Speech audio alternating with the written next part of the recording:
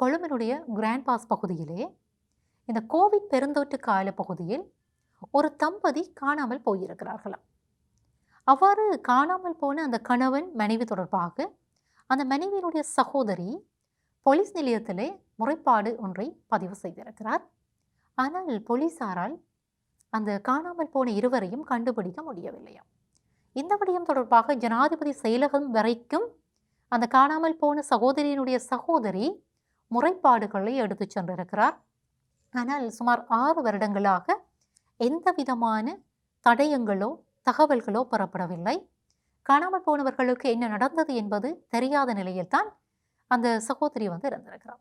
ஆனால் அண்மைய நாட்களிலே இந்த விடயம் தொடர்பாக சகோதரிக்கு ஒரு சந்தேகம் எழுந்திருக்கிறது.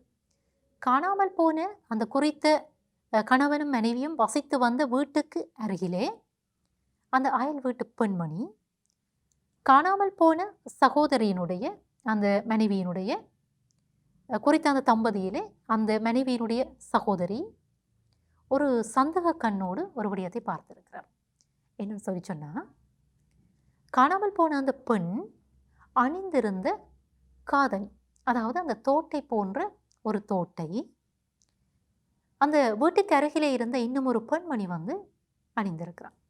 அப்போ இதை பார்த்தோன்னே காணாமல் போன அந்த பெண்ணினுடைய சகோதரிக்கு சந்தேகம் எழுந்திருக்குது. ஆகவே இந்த விடயத்தை போலீஸ் நிலையத்துக்கு கொண்டு சென்றிருக்கிறார். அங்கே போலீசாருக்கு தன்னுடைய சந்தேகத்தை வெளிப்படுத்தியதன் பிரகாரம் போலீசார் அந்த அயல் வீட்டாரை கைது செய்து பல மணி நேரம் விசாரணைகளை மேற்கொண்டிருக்கிறார்களாம். அந்த விசாரணைகளின் பிரகாரம் சில தகவல்கள் வெளிப்பட்டு இருக்கின்றன. அப்போ இந்த விசாரணையின் போது சந்தேகத்துக்கிடமான அந்த இன்னும் ஒரு கணவனும் மனைவியும் அந்த அண்டை வீட்டாரை குறித்த காணாமல் போன தம்பதியினுடைய வீட்டுக்கு அழைத்து அங்கும் விசாரணைகள் மேற்கொள்ளப்பட்டிருக்கின்றன. இதன் பிரகாரம் அவர்கள்தான் கொலை செய்திருக்கிறார்கள் என்பதை ஒப்புக்கொண்டிருக்கிறார்கள். வாக்குமூலங்களை வழங்கியிருக்கிறார்கள்.